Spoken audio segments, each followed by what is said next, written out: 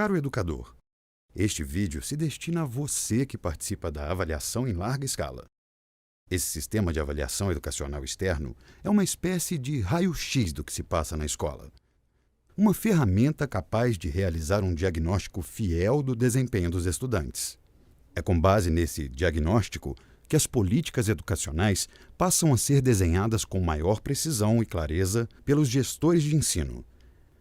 Mesmo acontecendo na escola em que você trabalha todos os dias, por vezes a avaliação externa pode parecer algo que está muito distante de você, da sua sala de aula, certo?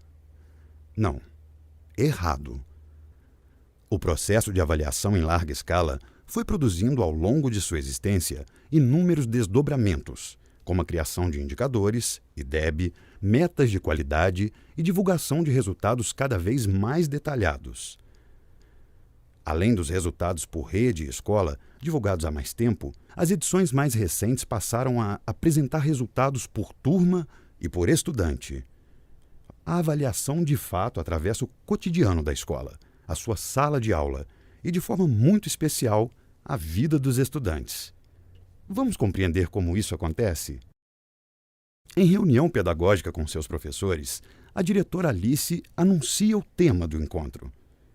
Iriam discutir sobre a distorção idade-série, ou seja, estratégias para enfrentar as dificuldades dos estudantes que sofrem várias reprovações e permanecem nas séries iniciais do ensino fundamental, enquanto avançam na idade. A curiosidade entre os professores é geral, pois estão prestes a conhecer a história do Josué. Josué teve uma trajetória escolar marcada por inúmeras repetências e baixas expectativas de continuidade. A vilã da história? Ela, a mais temível de todas as disciplinas, a matemática. Não havia mágica que fizesse Josué compreender o universo dos números. Não houve mágica de fato, mas uma incansável professora por trás de tudo, a professora Mariana. Mariana trabalhou obstinadamente para conhecer de perto os problemas de aprendizagem enfrentados por Josué. Buscou informações sobre o conteúdo, traçou um plano de trabalho e, aos poucos, foi modificando sua prática docente. Hoje a história é outra. Neste ano, Josué finalmente concluirá o primeiro segmento do ensino fundamental. O trabalho pedagógico realizado por Mariana despertou o interesse dos seus colegas. Queriam conhecer sua experiência bem-sucedida e trataram logo de dar voz à professora do Josué. Bom, pessoal, o caso do Josué nunca foi novidade para ninguém aqui. Um caso clássico de defasagem entre idade e série. Confesso que vivia angustiada e muito perdida na maior parte do tempo. Não foi por falta de tentativa, mas de repente me dei conta de que eu acabava fazendo sempre as mesmas coisas. Era como andar em círculos. Na verdade, acho que automatizei minha prática e custei a perceber isso. Um dia resolvi dar uma olhada no material de divulgação dos resultados da avaliação externa que recebemos na escola. Na revista pedagógica, li o estudo de caso de uma professora relatando como havia conseguido superar uma série de problemas que, em grande medida, se assemelhavam aos meus. No mesmo material, achei o endereço eletrônico que me levou aos resultados obtidos na avaliação externa de cada estudante da turma. A partir daí, encontrei um caminho que me permitiu planejar com mais segurança o trabalho de recuperação que passei a desenvolver com Josué. Após sua fala inicial na reunião, Mariana segue contando sobre os resultados do PAEBS. Enfatiza como eles foram importantes para que ela pudesse identificar com mais clareza as dificuldades de Josué, conhecendo inclusive os itens que ele acertou e os que ele errou nos testes. O teste de Josué na última avaliação foi realmente muito fraco. Ele não conseguiu responder corretamente a várias questões. Daí, consultando a matriz de referência, aprendi que na avaliação externa as questões são denominadas itens e avaliam as habilidades que estão descritas nos descritores. Vi que Josué ainda não dominava habilidades básicas. De posse dessa informação, Mariana foi procurar os itens do teste que Josué havia errado e se deu conta de que o descritor D1, por exemplo, apresentou uma alta incidência de erro também entre seus colegas. Neste item, por exemplo, o que se pretende verificar é a habilidade de identificar a localização, movimentação de objetos em mapas, croquis e outras representações gráficas. Ou seja, Aqui o estudante deveria identificar qual objeto se encontra à direita da menina. Mariana ficou surpresa ao observar que não apenas Josué, mas vários estudantes não conseguiram apontar a resposta correta. Dando prosseguimento à reunião, Mariana conta aos colegas que localizou na escala de proficiência de matemática para o 5º ano do ensino fundamental a proficiência alcançada por Josué, 173 pontos. A proficiência localiza o estágio em que o estudante se encontra em relação às habilidades estabelecidas na matriz de referência. Mariana analisou a proficiência de Josué em relação às habilidades avaliadas e descobriu que a escala de proficiência é usada para medir o desempenho dos estudantes, tal como uma régua.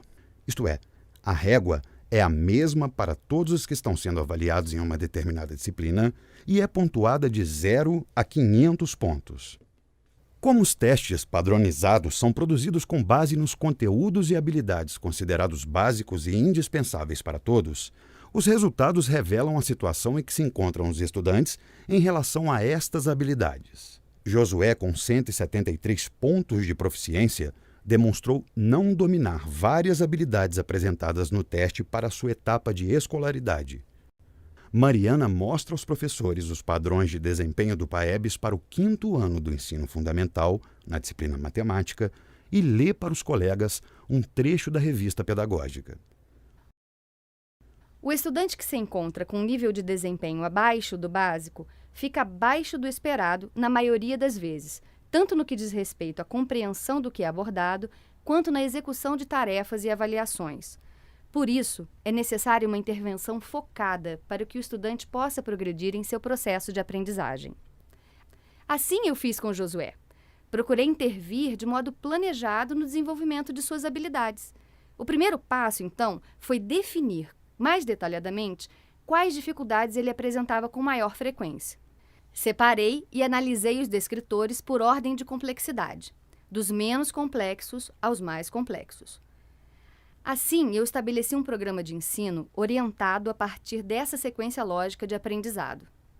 Ou seja, eu não pulava etapas com Josué, e por mais repetitivo e cansativo que fosse esse processo, quando ele avançava no conteúdo, era porque, de fato, estava preparado para a aquisição de novos conhecimentos. Em seguida, criei uma rotina de estudos semanais. Iniciei o trabalho propondo a Josué, todos os dias individualmente, as atividades que havia preparado de acordo com o plano estabelecido. Depois, fazia isso 3 vezes por semana para consolidar as habilidades que ele começava a dominar.